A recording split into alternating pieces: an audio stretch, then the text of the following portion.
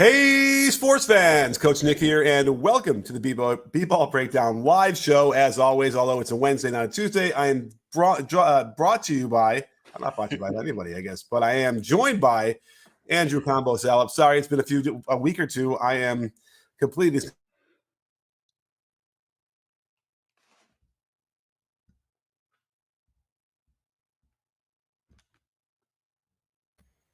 Be back? We got cut off for a second. All right. Hopefully this is all working fine again. I don't know. I've been seeing some weird stuff. Gremlins going on with the computer. Hopefully it's not time to buy a new one. This is not that old, but hey, the new season, new computer maybe. Combo, what's going on, my man? All is well. All is well. Just working on the podcast, baby combo, regular stuff. Yeah. Well, now you're not. Okay. Now you're in focus. You weren't in focus for a second there. What's happening here? I'm elusive. Yes. And Tony wants an oof in this chat. We'll give it to him. So not a lot of stuff is going on these days, but some interesting intrigue, if you will, on the social medias. I kind of missed this. I saw my buddy Tommy Beer, friend of the Breakdown, Tommy, got into an interaction with Kevin Durant yesterday on Twitter itself, which was interesting. But fill me in. What are the genesis of Kevin Durant retiring? Where did that even come from? I don't know. I don't know where the source was, but I know he addressed it and said he doesn't plan on retiring anytime soon. And he said it was from unnamed sources. So I don't even know who those unnamed sources were. I just saw him address it. All right. You just cut out again and I lost mostly what you said. So I think we all did. Say it one more time. So, I mean, he said it was unnamed sources, but it was obviously somebody. But he just addressed it, saying that he's not planning on retiring anytime soon, which I guess is a good thing. We didn't know he's not retiring. We didn't expect him to, but it looks like he wants to play basketball for a long time. I mean, it sounds like what somebody would say if they're trying to, like, quote unquote, negotiate a trade to get him out of there, as if he didn't already reiterate that again to make sure everyone knows. So I suppose if you want to try and extrapolate that, you could say something like, well, I'm just going to retire if you're not going to trade.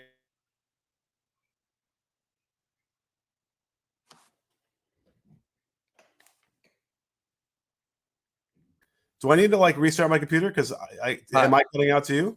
Possibly, yeah. We might need to restart because it happened before the recording as well. I already restarted this computer. Not today. I did that. I checked. My Wi-Fi seems to be good. I checked it. So. Yeah. So I know, but the only question is, what happens if I do that? How would I pick up this live show? I think I could, but let's just see if it happens again. And if it does, maybe we'll quickly redo that, and everyone will just stick around and come back if they have to. But let's see, because I don't know. Hopefully that won't do it again.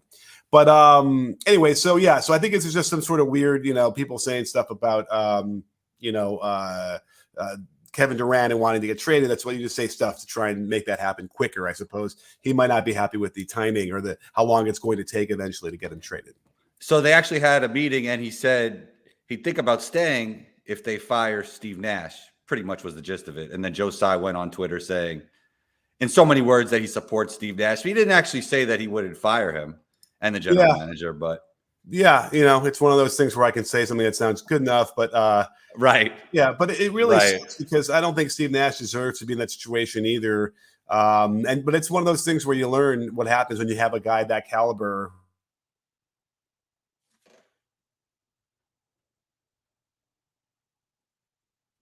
You think it's just me because it's doing it again?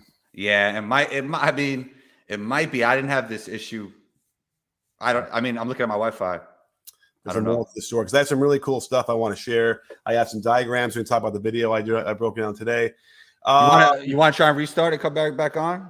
We can do let's try this, but don't go anywhere. It'll take a minute, and I'll come right back. So, all right. Oh, I'm still live, and I cannot see any comments.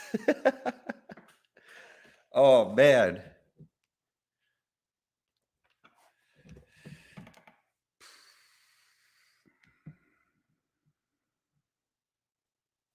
Hope everybody is doing well out there in B-Ball Breakdown land. Don't forget to subscribe to the channel. I'm trying to fill in airspace here. Drop a comment how you feel about the Kevin Durant situation. How you feel about Bronny James' crazy dunk. Coach Nick's Joel Embiid video. What else do we plan on talking about today? Let's see. building a team in the positionless era. How do you feel about that? Yeah, we are here and we are live, and I'm filling up airspace here on the B-Ball Breakdown YouTube channel.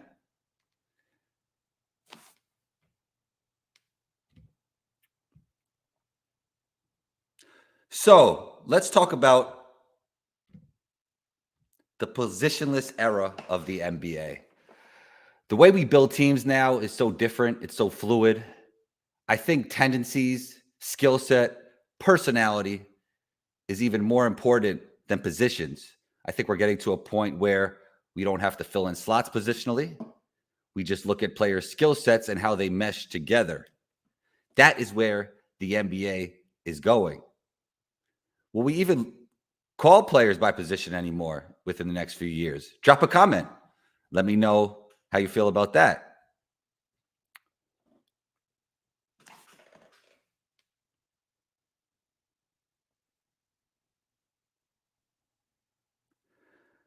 I've been saying for a long time now that I thought Bronny James would play in the NBA one day. He's one of those players that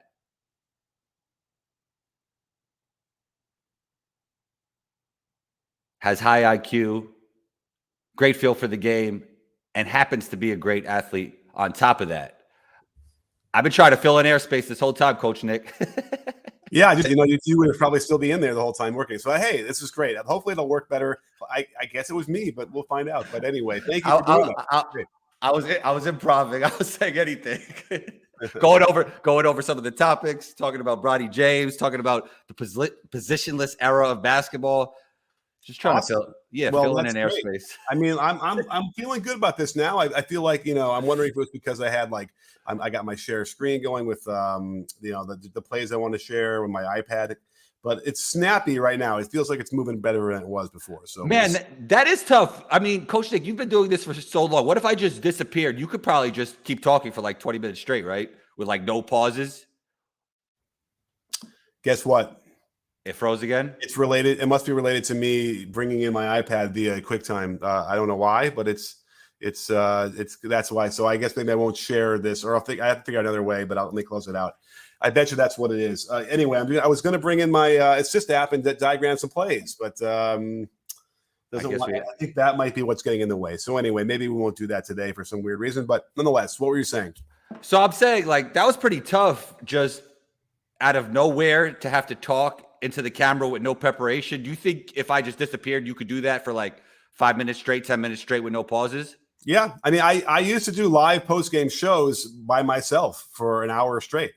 Well, that was with preparation or no preparation? I mean, I suppose you're right. I mean, there was a little preparation, but sometimes I would have maybe some notes I'd be taking throughout the game, I suppose. But sometimes you have to be able to just kind of do it. I mean, obviously the best way to do this, and this is for anybody who's out there who wants to watch their channel or be on a channel, the audience is huge. That they're the ones who can help generate where the discussion is going. They're going to comment. They're going to ask.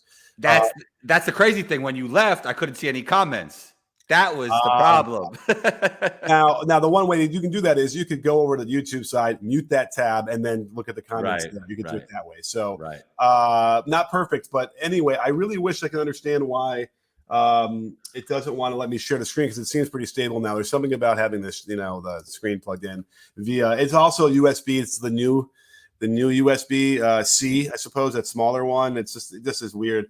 I probably could plug it into the regular USB somehow, but I'm not sure that would even work anymore. Anyway, that really stinks. I know we've done it in the past and it's worked fine. Yeah, I don't know what the issue is. USBs are interesting. They need to make better mics for USBs too. I mean, the Blue Yeti's pretty good, but some mics you can't get on USB. The Yeti, I think, is really pretty solid, though. It is. I was almost wondering if I could do this. It's not going to share. It doesn't see, the screen doesn't come up. The iPad in StreamYard. I was hoping that would do that, but At any rate, that's too bad. So, but let's talk a little bit about that. So we kind of covered the KD thing. I'm not sure it's worth, talking too much more about that. The bottom line is he's not retiring. He's probably just someone that's talking out of their butt trying to get him traded quicker. Now the LeBron signing is interesting. We could talk about that for a minute.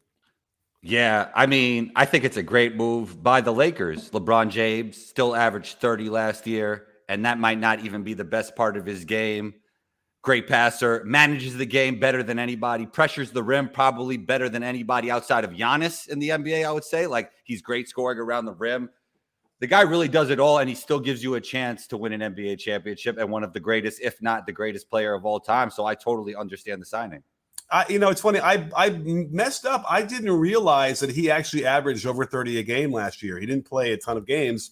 That's just amazing. Like, I don't even think I had processed that. He didn't finish the season out with the Lakers and finish strong. But that kind of went over my head. I missed that. That's a 37-year-old is going to average 30 a game in the NBA. And would have technically led the league in scoring per game. My video today was about Embiid being the leading scorer per game, only because LeBron didn't get an extra few games in there. That is that's ridiculous. Yeah, and as I just talked about, like, his best skill set is the thing that Chris Paul has, that him and Chris Paul have, like game management and setting the table. On top of that, the guy averages 30 points a game. He got better at shooting the jump shot. He got better at shooting off the live dribble. Yes, it's not as fluid as Paul George or Kevin Durant, but the results are the results, and he can make them. He has a great true shooting percentage, and he's been improving in the second half of his career. Not as athletic, but he's been improving in certain areas. Yeah. By the way, I just logged on to grab his numbers, and I'm seeing on B-Ball Ref that Pete Carrill died. Oh, which Yoda, he was the assistant on the Kings when they had those awesome teams with Bade and Chris Webber, but he was also the head coach of Princeton for a long, long time. And the Princeton offense obviously is very influential across the entire NBA, and it has been for a long time. And a guy, by the way, I was able to spend some time with, just a terrific guy. I've done interviews with him. I have him up if you look on my YouTube channel, you can find him. Any kind of the handoff stuff we see now, any kind of backdoor cut you might see, you're going to probably end up finding Pete Carrill teaching that or inventing that. Interestingly enough, what he told me in the interviews that we had done a long time ago, the Princeton offense really was just him admiring the Celtics offense from the Red Auerbach era so much that he just kind of took it and gave order to it. You know what I mean? In a way that maybe the Celtics were a little bit more free form and they kind of had some actions. He made it a lot more sort of focused in the same way that Tex Winter did with the triangle offense, very similar offenses, and gave a motion offense a little bit more of a focus and a little bit more purpose, and it made it a lot easier to run.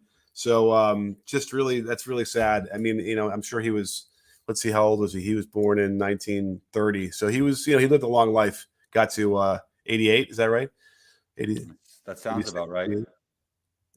Yeah. So anyhow, just want to throw that out there, but let's get LeBron's numbers.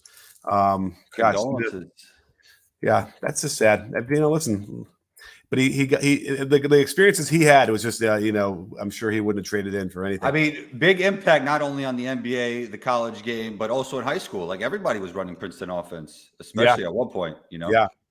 Well, let's get back to LeBron. So he played 56 games. The minimum, I don't remember exactly what it is, but it's not that. 37 minutes a game, which, by the way, is just ridiculous. He should not have been playing that many games or that many minutes per game. But then again, I think he's probably in charge of that. I don't think anyone's going to tell him how many minutes he's going to play. But he had his highest field goal percentage overall in 4 years last year, compared to the last 4 years before that. 30.3 points per game. He shot 36% from three on 8 threes, 3-point attempts a game. That's like crazy. It's way beyond a career high for him. So you can see that his game is shifting, and like 36% is average. It's fine. It's good. It certainly justifies taking that many threes. So I think we'll probably see at least 8 a game going into next year. Yeah, I mean, he's definitely gotten better in certain areas, and that's one thing about aging players. They might lose some of their athleticism, but they could get better in some of their skills and still continue to work on their skill set.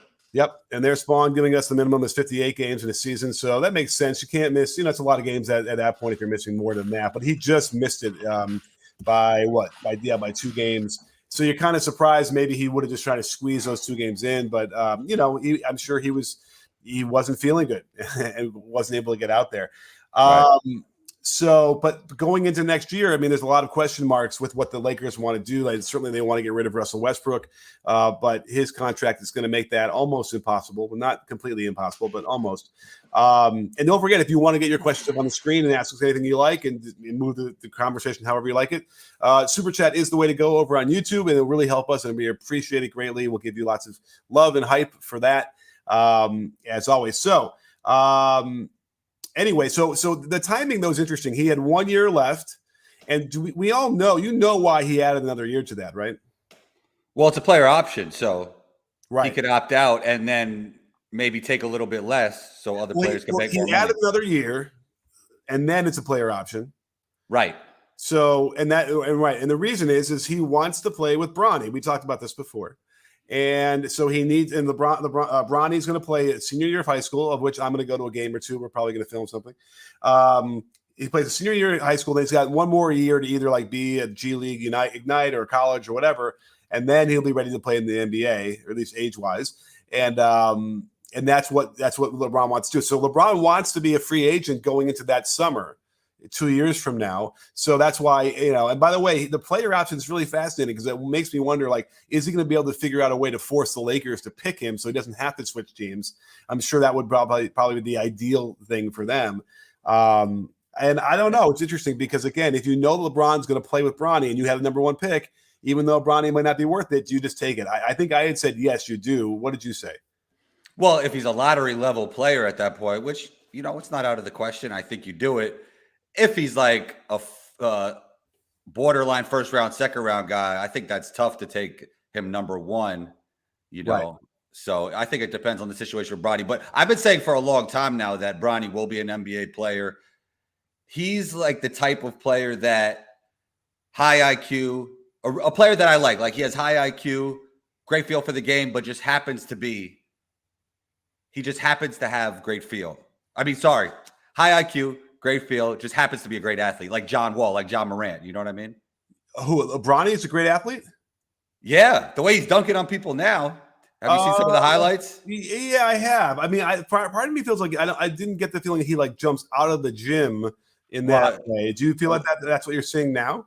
Yeah, that's what it's getting to. I gotta watch some even more recent stuff then. The last thing I'd seen though was him and Bryce on the court dunking a little bit, and that probably was new. Did you see the latest one where he dunked it with his right hand on the left side? I don't know. Watch that real quick. Well, here, send me the link, and we'll share. We'll put it up on the screen. Do you have the link? I'll look for it. I don't have the link on. You know what you're looking for. We could do that. I mean, I can't share my freaking iPad, but I could share a video.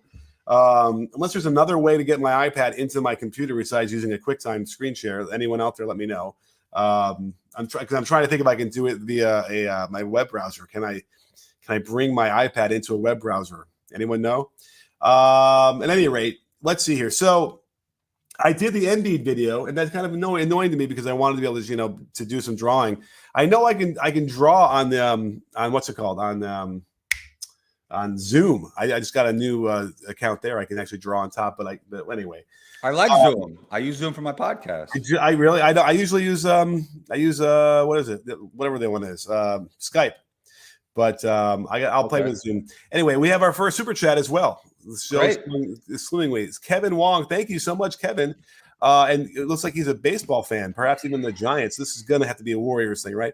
With this current era of positionless basketball, does this make sense? Does this make offenses less sophisticated or enhance current action / sets? Thank you for consistently great content. Thank you so much, Kevin. And wow, what a great! And he's also part of the our membership. Let's see here. It's interesting because if you have more and more like supreme guard skills across all positions, in theory, you don't need to run as much stuff because at any potential moment on a catch, you're creating an advantage and breaking down the defense and spreading and then kicking.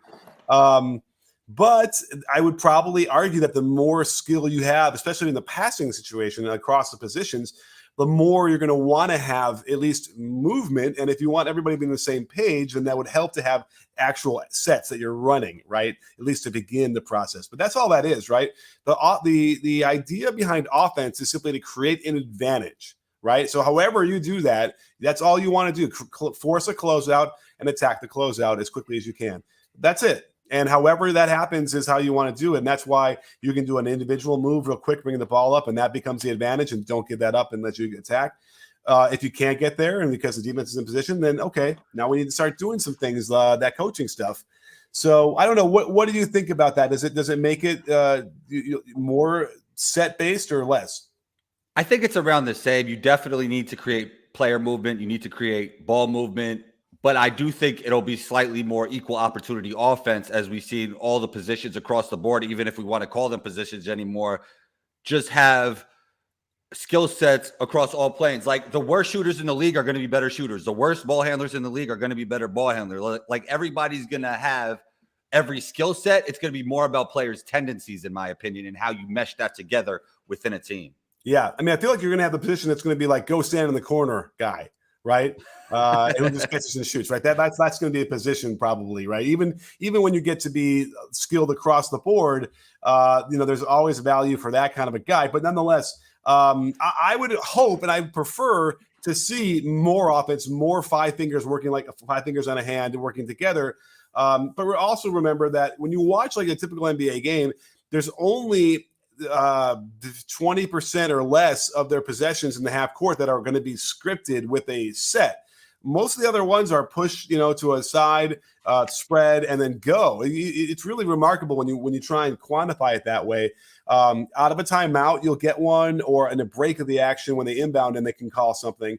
But for the most part, because they are already to that point where everyone is so good as it is, they can get into that and actually just sort of run motion offense and based on their tendencies.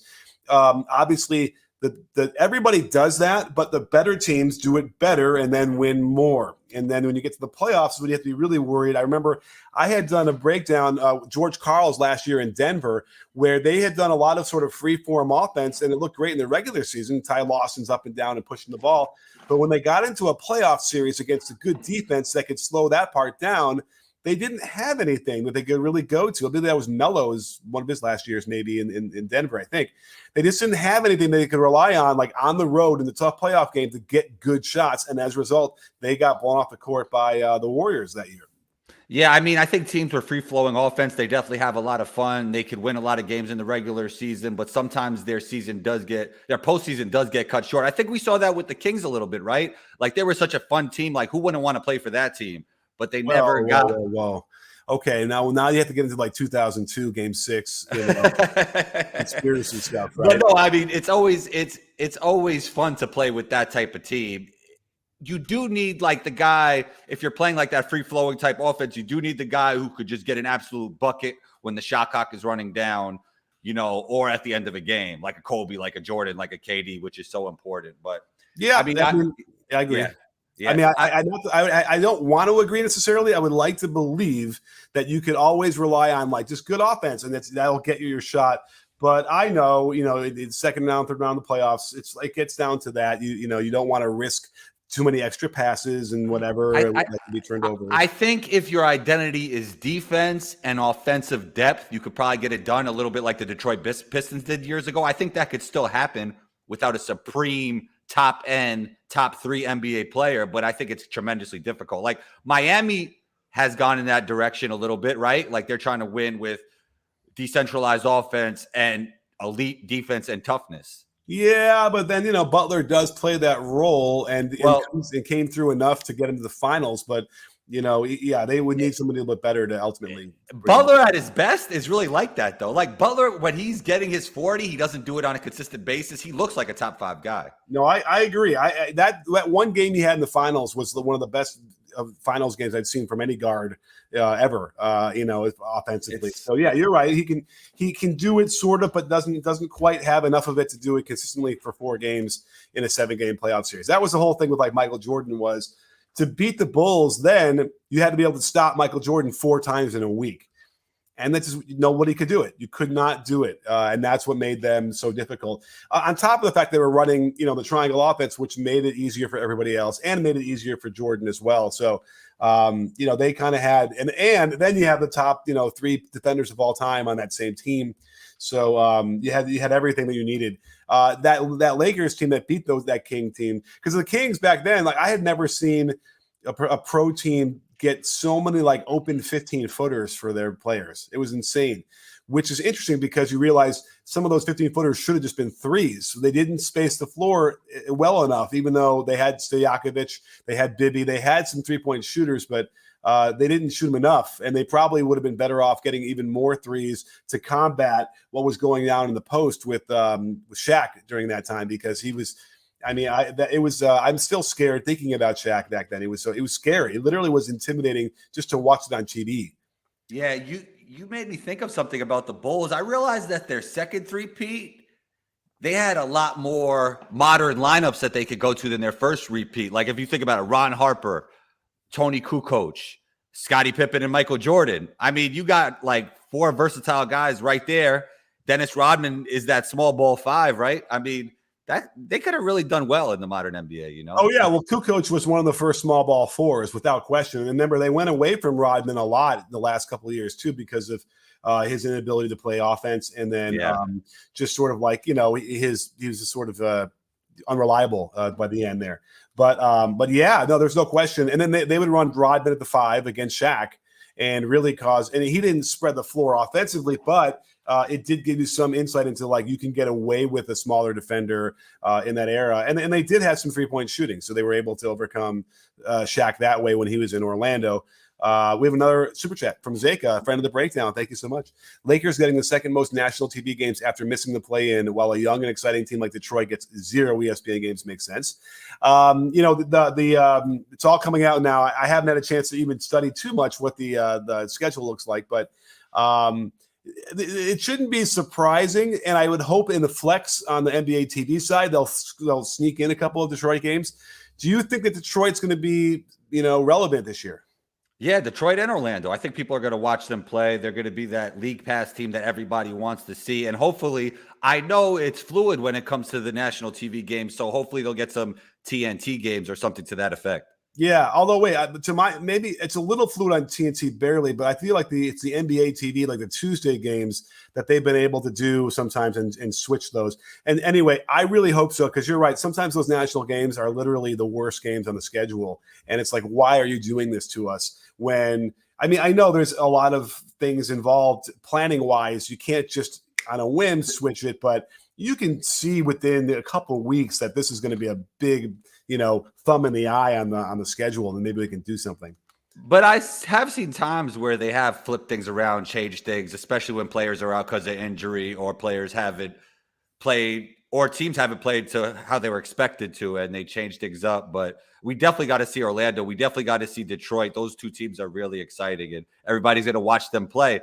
They're going to be super shared. Like, they're going to be like the big social media teams, right? Like a lot of shared clips, a lot of highlights. So it's going to be fun. So, yeah. And I get it. I mean, listen, if LeBron and AD are healthy and, whatever, like even with Russ on that team, it will be that's a good team. It's a team that people are going to want to see.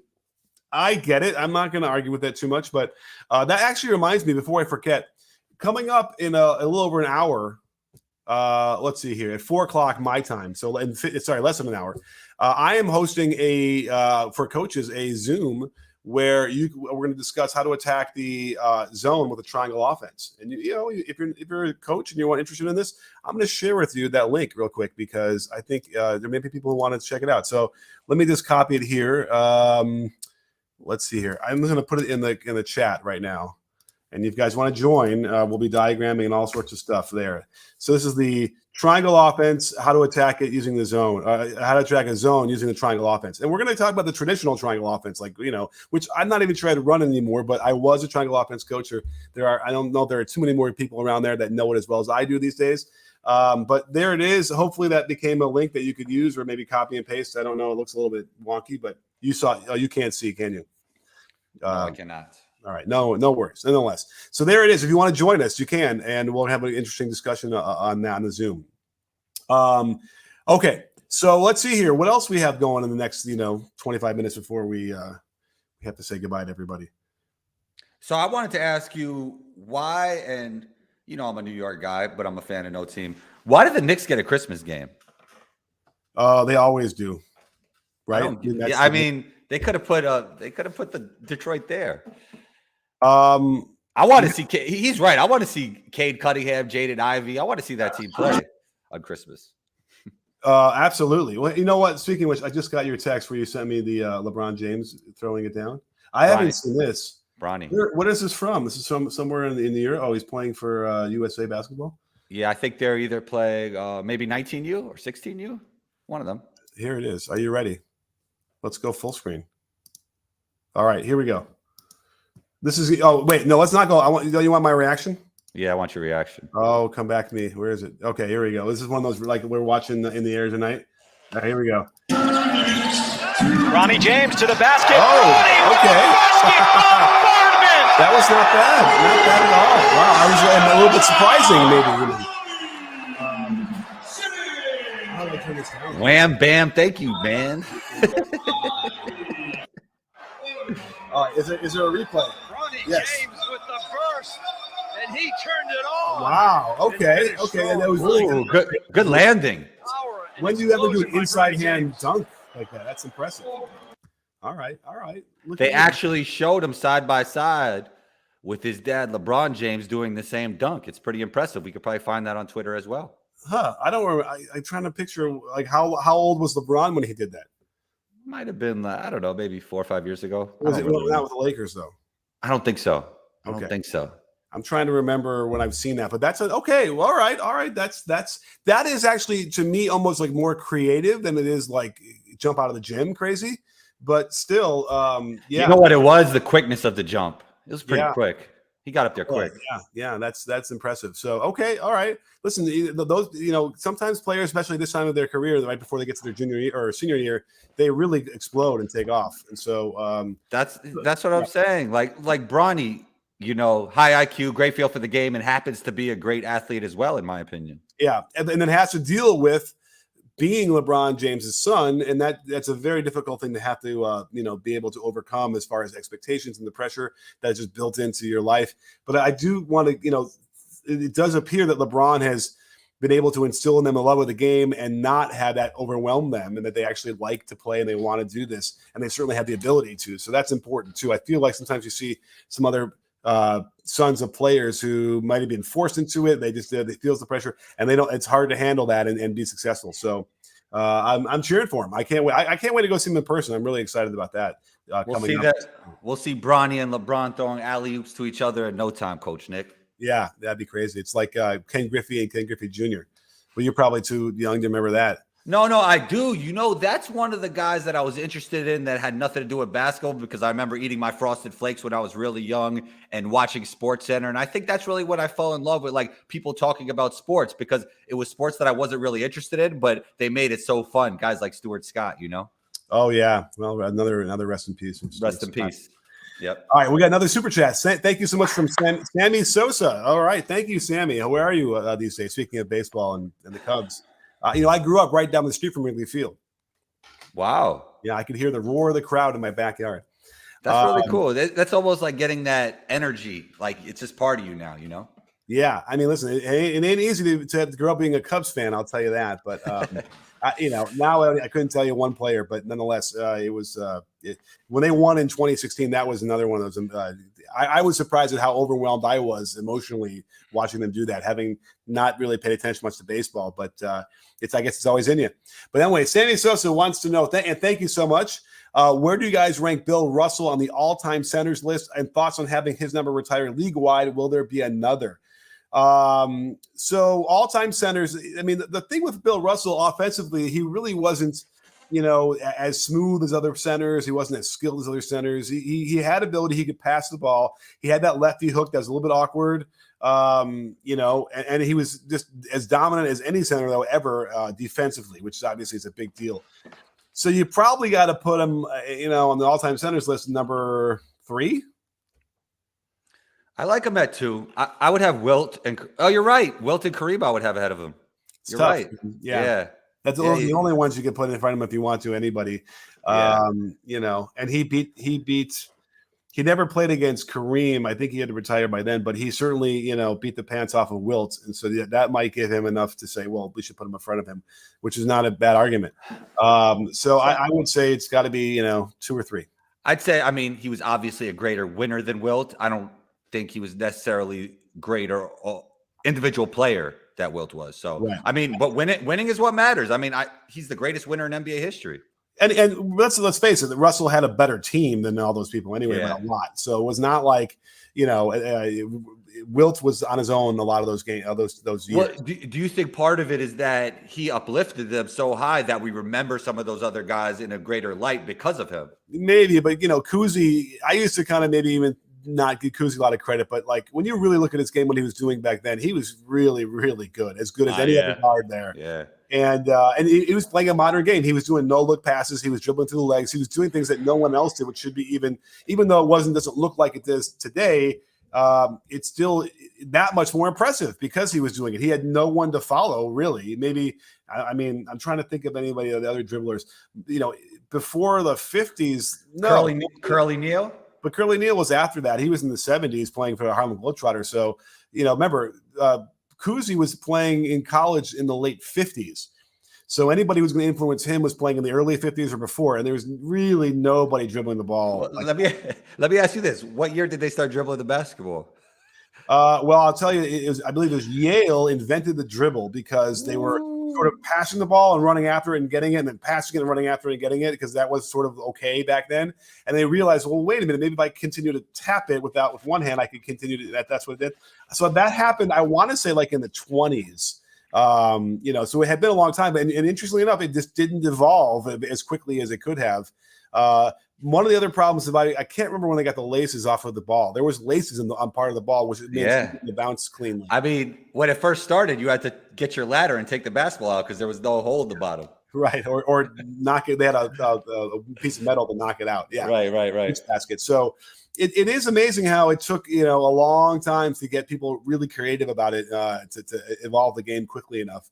But here we are, man. I mean, I'm showing kids who are going to be juniors in high school tonight. I'm going to show them stuff that like I wouldn't have even dreamed of when I was that age in high school, and much less before that. So it's really cool. You know what I'm going to do tonight?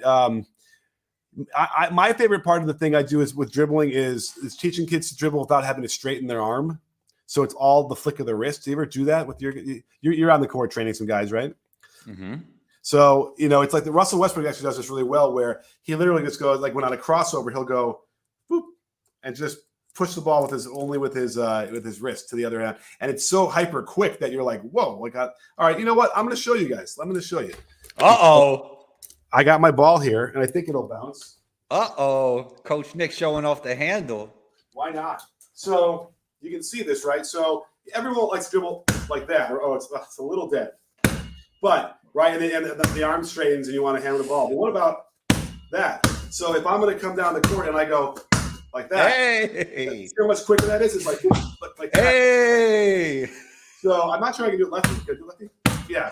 So Russell Westbrook will come down there, and then this is where you get into you can do this, and then you jab to the right. Yeah. No one ever thought about doing that. Like, if you were going to cross over, you just kept going that direction. But now, you'll see guys cross over and then do this. Hey, Coach Nick. Coach Nick's in his bag right now. And I'm like, you know, if I was trying to defend that, how the hell would I do that? Like, that seems ridiculous. So I'm going to work on that tonight, I think, a little bit with my guys, and I'll film it and I'll post it on Twitter. You should do a warm-up, like, on your own, no video camera, just, like, work on your handle for 10 minutes beforehand so you're super sharp, you know? Well, as long as you're doing it while you're moving and not static, because that's my big pet peeve of these bent over at the waist, not moving. Yeah, I mean, I don't like when you start a workout with stationary ball handling and the feet aren't moving. I like to have the feet moving to start a workout, you know what I mean? Yeah. Well, I just like any kind of dribbling. I want you to be moving, because rarely are you ever at a game where you're standing still. When you're setting the table a little bit, right? A little bit, but you know, okay, fine. But if you're working on dynamic ball handling, moving wise, then you're kind of covering the standing still dribbling anyway. Well, you know, like look at Tyler Hero. Like, he's great on the move, but setting the table, he's a little bit shakier, right? Maybe that's something he could benefit from. Yeah, or get rid of whatever set that requires him to stand there for 5 or 6 seconds dribbling the ball. Okay. That's I fair mean, enough. I know that, like Rondo got so frustrated waiting for Ray Allen to come around those screens. And I don't like blame him so much. Like they needed to maybe come up with something else where that he could be moving a little bit, because otherwise, I mean, listen, that's how I grew up learning that way, where you had to have your back turned and just dribbling the ball that way. But we don't teach that anymore. We want you to be open to the basket the whole time. It makes it harder, and then you have to get into more like the reverse dribbles and the hops and the gallops, which is just it just takes a lot more energy to do. All I know, you dribbling the basketball is a great piece of micro content. You should post that. I don't know. I don't know how well that really looked, but maybe I'll get in the court and do it with the real ball. I might have to tweet that out. That was great. All right, but play with that thing with just the wrists, because and then you can it really helps you be tricky with the ball where you're like it's crossed before they know it. I posted on my IG, speaking of some of your philosophies, I pulled up to the park and played some basketball, and I showed myself hitting a game winner off one leg from the corner. Was it a game winner? Was it outside? It was outside, yeah. You didn't tag me? Nah, I got to tag you. I'll tag you in the reel. But it's crazy because I usually do it off the dribble, but this time I did it off catch and shoot. Oh, wow. And you have a video of it? All right. Where is it? I got to find that right now, because we got to put that up here. My Instagram reels. Oh, it's Instagram. Well, all right. I can do that. It's not, we're not, what are the people called who are not technologically savvy? Anyway, we are technologically savvy. So I got to look for you. Are you combo on 1-2 combo? ONETWO. There it is. MBO. So somewhere on a reel. Now I got to figure out how to find the reel. Is it hit? Oh, here. Is this Yeah, it's outside. No, this is okay. Stay ahead, coach. All right. When did you? Oh, here it is. Maybe this is it. It's something outside. Yeah. Oh, look at, where are you? I'm in the corner. Right, I'm gonna share this. Oh, yeah, on the far. Is that a far side? Yeah. Oh, we can't see it though. Well, you know what? I'll share it anyway. You could hear people screaming one leg. So. All right. Here, I think this is it. Are you ready? And then I need to hear the audio here.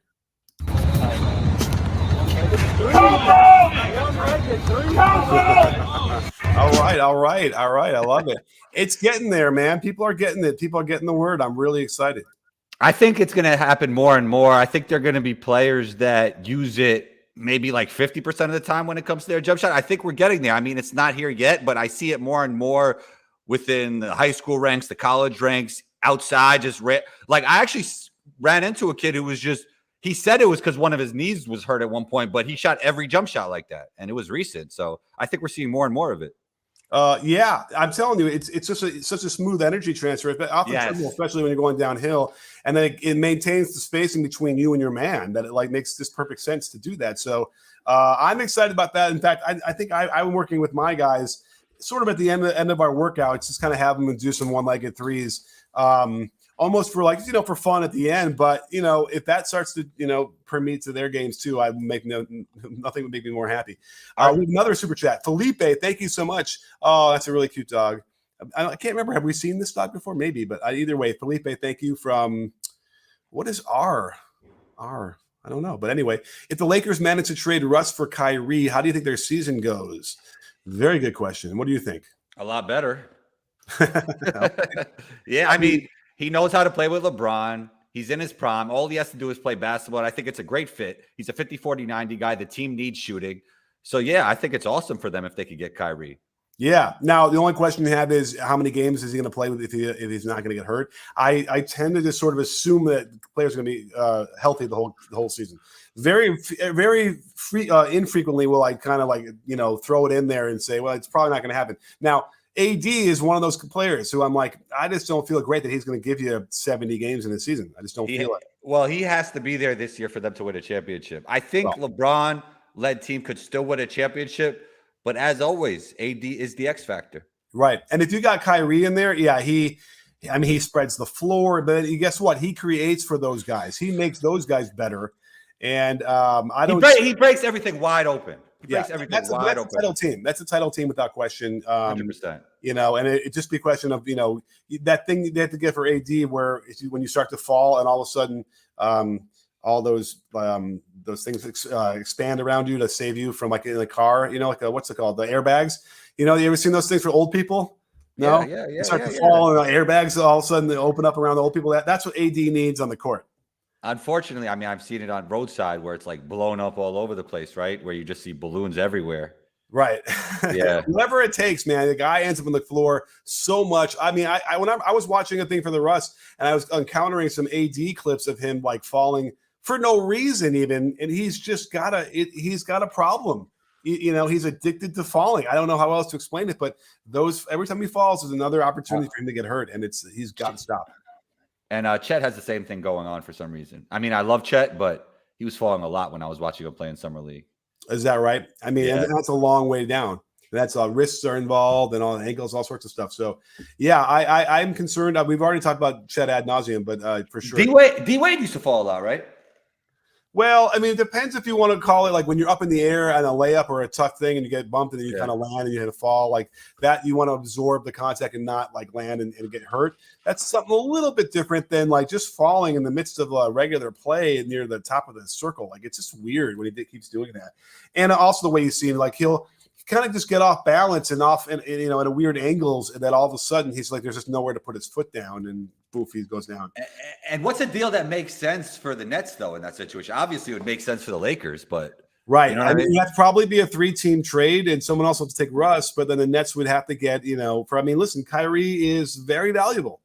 And they need to get like a really good guard back. And probably at least 2 first-round picks, at least that.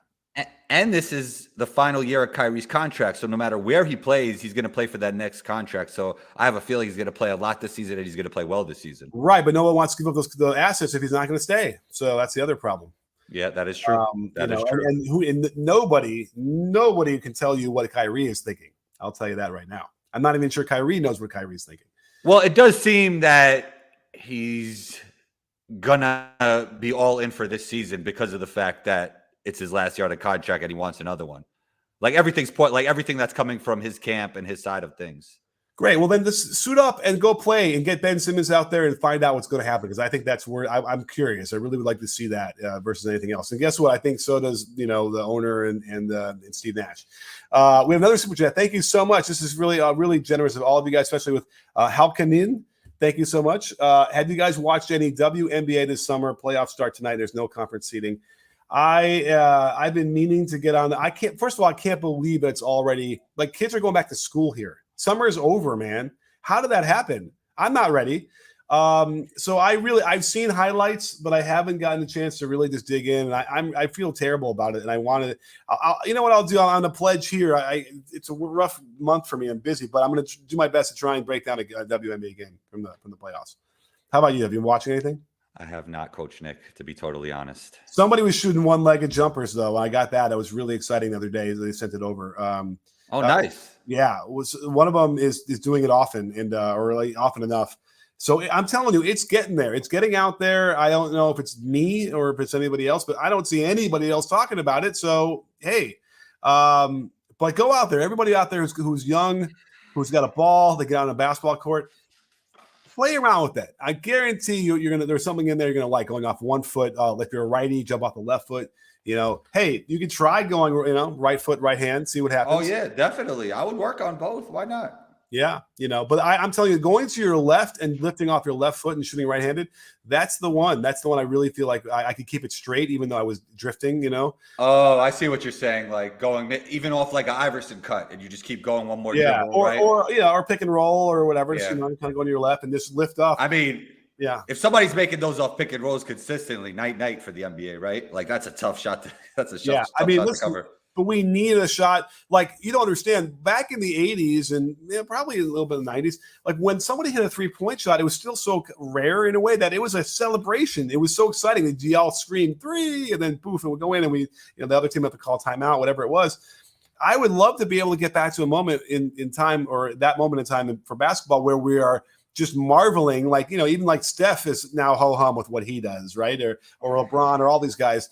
I would like to, rekindle that excitement again of something new, and that would probably be as good as any to do. So let's get that happening. Most definitely. Yeah. I think it's going to be like the step back where it goes to a phase where maybe the step back will be phasing out slightly, even though people will still use it. But then the one leg shot will be the next wave, and a lot of people will be using it. Well, there's no question the step back thing is a real problem. The right left to a righty going to his right, as I'm charting a lot of shots, it's just not. We need to figure out a better way of teaching it. It's not enough to be like, well, I'm just going to shoot a bunch and see what happens in practice. There's got to be something different because I don't like the percentages right now. I feel like it's just too low, and yet we're still seeing too much of it. Because of the analytic movement in the NBA, that's part of the reason why we're seeing more sidestep threes, because they don't want you to dribble in. They want you to dribble to the side for another three. That's interesting, but there's no question if they were looking at the percentage of the success rate, it wouldn't justify it. That's what's weird. I don't think even the best players, especially by going to your right, if that's the one, it's the hardest one. Yeah. And also you're not seeing a lot of like pump fake one dribble mid-range threes anymore, and that's something that everybody used to work on so much, and it's kind of being phased out. Pump fake what? You start at the three, maybe like almost toes on the line. Maybe you're close, maybe you're not. And you get into just one dribble forward, mid-range jump shot. You don't see that a lot anymore. No, never. In the 90s, it was crazy how much that was being right. And like I get it. Like, if you're going to get into the lane, it's a floater or it's a layup or you shoot the three. Like I kind of get it. Although, and there was a long time when the floater was really coming in. And, when I first started B-ball breakdown around 2010, where I was railing saying these should just be pull-up jumpers from 15. And I kind of got over that, but I guess one of the reasons why is because enough people made enough of those floaters. I'm like, okay, but you could get a floater off quicker though. Like if somebody's closing out really quick, you can get that floater off quicker than a pull-up jump shot. I hear you. I mean, yeah, but then if you do it the right way or you're getting a little separation, then you still have time to get it off because you're pulling up earlier. I don't have a problem, especially with the really great shooters. They should be pulling up for those and hitting those without. KD does. I mean, he pulls up for everything. He'll pull up like 2 feet away from the basket. Steph does that too. We'll see Clay. Yeah. We'll see guys doing it, especially in the playoffs. So, there's no question that But here's the other thing. It was funny. I was thinking about with my guys tonight, teaching them some of the things that the moves that we used to go over that no one does anymore. Like I come off of a pin down, catch the ball probably around 18 feet, just beyond like the elbow or whatever. I would catch it inside and I would shot fake and then rip through and go on the catch and go right away. Nobody does that anymore. Nobody comes off of pin downs like that anymore, in a way that, and I was thinking about showing them how to come off pin downs for threes. But again, we still see that. That's a really hard shot. I'm not really sure why you'd want to have a guy running full speed, like away from the basket, and then on a catch have to try and shoot it. You're going to want guys getting off of, handoffs and coming the momentum towards the basket when they're catching it to shoot it. And so I think that we're seeing a little bit of that stuff. But I think it'd be fun to kind of go back and say, hey, like these are the shots that we had to practice over and over again, as almost a throwback. Maybe they'll come back if you do it enough. But that's why I was surprised that you said you would work on it, because you're not a fan of the pin down, right? Well, I mean, when I was playing, that's all we ran. That's all you had. And why would I do? I think I was almost thinking just for fun, like, hey guys, you want to go to the museum today? And like, I'll just show you what we used to do. I mean, listen, if you go on my timeline on my YouTube thing, I had a friend of a family friend who came on who played at NYU in 1951, and he showed how to do a two-handed set shot. So I tell you, in the late 90s, when I was coaching in high school, we almost decided to teach a couple of kids how to shoot those from 40 feet away, because we figured, well, no one's going to guard them out there. What if you can get to like 30, 33%? Like that would be fine. We didn't have the guts to do it, but we thought about it. You know what move has been lost that I remember they used to teach in basketball camp a lot? What? The drop step with the pound. Boom. Yeah. I think actually that would probably catch a guy so off guard, it'd probably work today. Like what? You know what I mean? Yeah. I mean, listen, I told you what I do now for post, right? How I tack on the catch, because whenever I would do that pound drop step, I'd end up underneath the basket. I could not get a good angle no matter what I did. I couldn't get my low foot below the defender enough to then still be able to stay, in front of the basket. I feel like everyone gets caught in some weird angles that way. Yeah. I mean, it's kind of hard to catch the ball perfectly squared if you're being guarded by a good defender, like you're going to be a little off balance, right? So like the way they taught it in basketball camp, like your feet would be like perfectly planted, right? And then you would go boom. You know what I mean?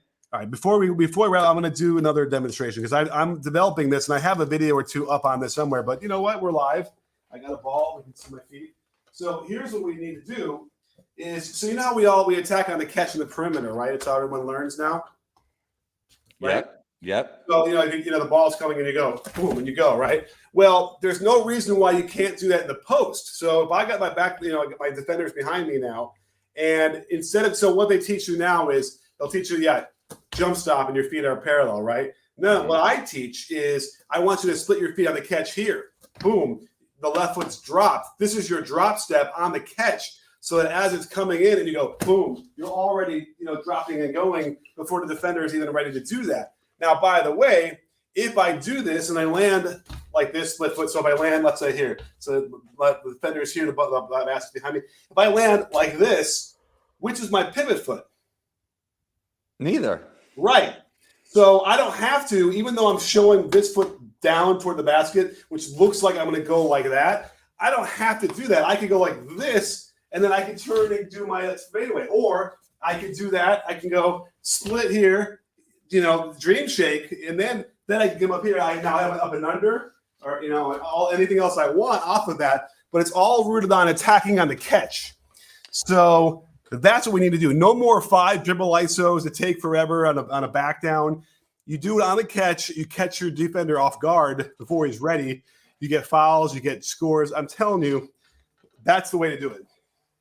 I think it's great for guards because it saves you time, and it could probably be good for finding shooters really quickly if you are doubled. I think that makes sense because it's quick hitting offense, and I think that's so important in the modern game. And if you watch in the 50s, that's what they did. Nobody caught the ball in the post really. I mean, a little bit of backing down. But most of them would be like cutting across the lane. They get the ball on the move, and then they quickly do a hook shot like off on the run. And that's where I got that from. I'm like, wait, we need to do more of this where you're doing it all off the catch. I'm telling you. On the other side of things, though, like watching your Joel video, it's crazy the amount of poise and patience he plays with in the post, even backing it out. Mm-hmm. It's almost like he knows he's going to get a good shot. It almost is, and he's that good. And people wanted to complain in the comments about like all the hunting of fouls he does and the free throws and stuff, but that's a skill. That's part of the game, and it doesn't take away from the fact that he's got a beautiful jumper from everywhere. Yeah. He's got beautiful footwork, and I wish they would run more sets like I showed. So please, if you haven't watched it, get on there and watch the video from today. Because it's really cool. I'm going to do a whole series. I got Trae Young queued up. I got Luka, all the top scorers, and I'll try even go down maybe beyond that, showing you what the teams are doing all other than just here's the ball, go one-on-one. What are they doing to get them easier shots and what they could do to do that more? It's fascinating. And then I did uncover the one set they run the most for him, which is like a double Iverson play, which is really clever. And it really worked and opened up the floor for him to do his thing. That's what offense is for. Make it easier on the top scorers, not harder. And if you do that, then you save them and they don't get worn out as much. And then they're fresher for the playoffs. And then you have a nice little catalog of plays you can run in the playoffs when you absolutely need a bucket. It makes sense. Like it's what I'm talking about when it comes to tendencies. Just because Joel is a big doesn't mean you can't run him off an Iverson cut. That's the type of creative offense that I really like. Absolutely. Well, listen, I got to get ready for the show I'm doing in 20 minutes. But if you guys want to come over here, let me see. Maybe I'll post it one more time. Is it still? Oh, that's not there anymore. Let me grab the link real quick because I'm going to do basically a Zoom for a bunch of coaches that explains how I can use a triangle offense to attack a zone. So I just put it back in the comments there. Hopefully that works, or you can copy and paste it or something like that. It doesn't look like it's a hyperlink, but maybe it will be. Anyway, but thank you, Kamala, for being here. This is a great conversation today. Who knew? Almost. Oh, I said almost. Of course, all the time. Right. So we'll be back. I think next week I should be around. Well, next Tuesday I got to bring my daughter to college, so I don't know. But maybe we can do it on Monday instead. Yeah, let's aim for Monday. Okay. All right. Well, we'll be in touch, and I'll let you guys know. I'll try and give you a heads up in the community tab if I can get myself together for that. But thank you so much, Combo, for this. Thank you, all the guys out there, Kevin, Zakwa, Sammy, Felipe, Helkinen, for all the great super chats today. And don't forget, Sports Fantasy B-Ball Breakdown. We're not a channel. We're a conversation. You in? Are you in, Combo? I'm in.